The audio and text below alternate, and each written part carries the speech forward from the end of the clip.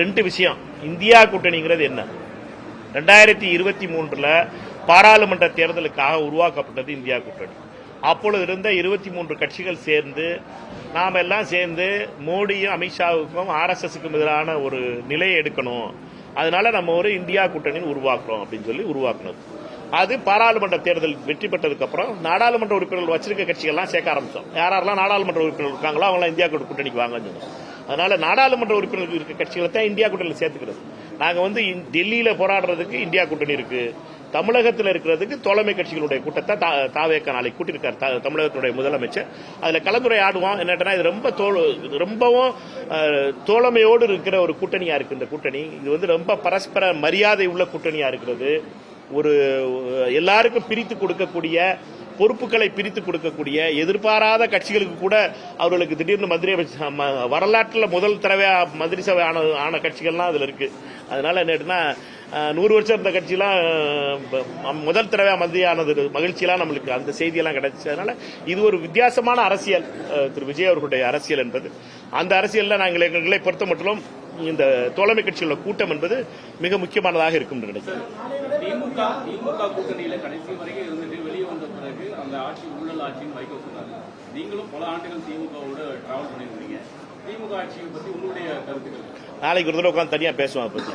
சரி, இன்னொரு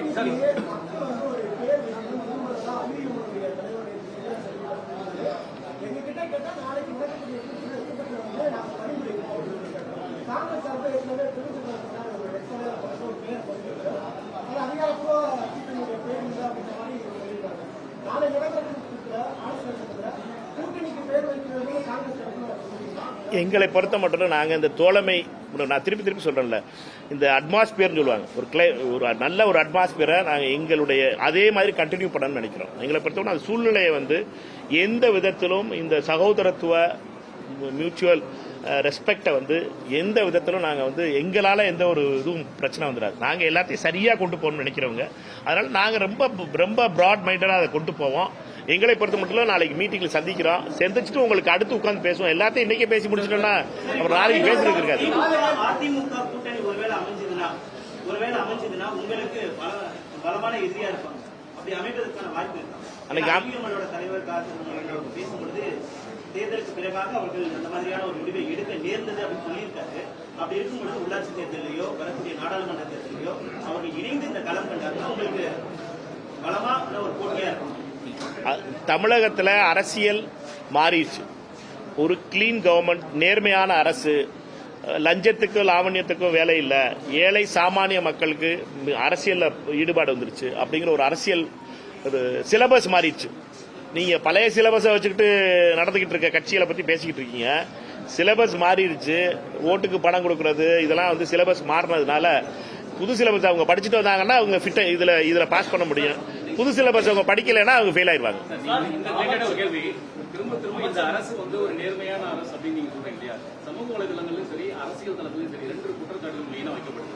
ஒண்ணு, இவங்களுடைய நேர்மையா இருந்ததுன்னா வைக்கவும் சொல்லியிருக்காரு பகிரங்கம் கூட்டத்துல 2 பேரும் ரிசைன் பண்ண சொல்லுங்க, நானே அவங்க 2 பேரை வைக்கிறேன், பிரச்சாரம் பண்றேன் அவரும் பேசிட்டு இன்னைக்கு திருப்பி மாத்தி சொல்லியிருக்காரு. அதிமுக எம்எல்ஏக்கள் தொடர்ந்து ராஜினாமா பண்ணிட்டு டிவிகேல சேர்றது இது நேர்மையான செயல்பாடான்ற ஒரு கேள்வி சமூக வலைதளம் பரவலாக முன்வைக்கப்படுது. 2வது, ஊழல் குற்றச்சாட்டுகள் இருக்கக்கூடிய பலரும் அந்த கட்சிகளை இணையக்கூடிய ஒரு போக்கு இருக்கு. இதையும் அவங்க அக்செப்ட் பண்ணிக்கிறாங்க. இது எப்படி சரியா இருக்கும்னு நினைக்கிறீங்க? நான் சொல்றதை கேளுங்க. மற்ற கட்சிகள் என்ன செய்யுதுங்கிறத பத்தி இன்னொரு கட்சி சொல்றதுங்கிறது நான் சொல்லிக்கிட்டு இருக்கல. பரஸ்பர மரியாதை, பரஸ்பர உறவு, பரஸ்பர நம்பிக்கை, இது எல்லாத்தையும் பாழாக்கி விட்டுரும். அதனால எங்களை பொறுத்த மட்டும் எங்களுடைய உறவு என்பது வேறு. அவர்கள் என்னென்ன ஒவ்வொரு கட்சி காங்கிரஸ் கட்சி என்ன செய்யணும்னு சொல்லி அவங்ககிட்ட கேட்க முடியாது. கர்நாடகா, தெலுங்கானால காங்கிரஸ் கட்சி இதை பண்ணிக்கிட்டு இருக்கு. நீங்க 8 நாடாளுமன்ற சட்டமன்ற உறுப்பினர்களை பிஆர்எஸ் சட்டமன்ற உறுப்பினர்களோட ஆதரவோட நீங்க நடத்திக்கிட்டு இருக்கீங்கன்னு அவங்க சொன்னாங்கன்னா நியாயமா இருக்குமா? அதனால இது மியூச்சுவல் ரெஸ்பெக்ட். திருப்பி சொல்லிட்டு இருக்கேன். பரஸ்பர நம்பிக்கை, பரஸ்பர மரியாதையை பத்தி பேசிட்டு இருக்கோம். அந்த இதை பத்தி பேசிட்டு இருக்கோம். அதை குலைச்சு விடுற இதெல்லாம் இந்த சமூக வலயத்தில் வர்ற கேள்விகள். இணைஞ்சு திரும்ப ஆட்சி அமைக்கிறதுக்கான முயற்சியை மேற்கொண்டு வராங்க. தொழிலதிபர்லாம் இதுக்கு துணையா இருக்கிறாங்க அப்படின்னு குற்றச்சாட்டு வைக்கிறாங்க. இது எப்படி சார் பாக்குறீங்க? குறிப்பா அந்த ஆட்சியை கவிழ்த்து நாங்க திருப்பி சொல்றோம், எங்களை பொறுத்த மட்டிலும் தாவேகாவுடைய தலைவர் திரு விஜய் அவர்கள் முதல்ல அகில இந்திய எதிர்க்கட்சி தலைவர் ராகுல் காந்தி அவர்களிடம் ஆதரவு கோரினார். எங்களை பொறுத்த மட்டிலும் பாஜக தமிழ்நாட்டில் வரக்கூடாது, பாஜகவினுடைய பேக்டோர் என்ட்ரி தமிழ்நாட்டில் நடக்கக்கூடாது, ஆர்எஸ்எஸ் கண்ட்ரோல் தமிழ்நாட்டில் வரக்கூடாது, அவர் கையில் ரிமோட் கண்ட்ரோல் போகக்கூடாது அப்படிங்கிறத எங்களுடைய பேசிக் எண்ணம். அந்த எண்ணத்தை நிறுத்துறதுக்காக நாங்கள் உடனடியாக எங்களுடைய மாநிலத்தினுடைய அரசியல் விவகார குழு கூடி இந்த முடிவை எடுத்துச்சு.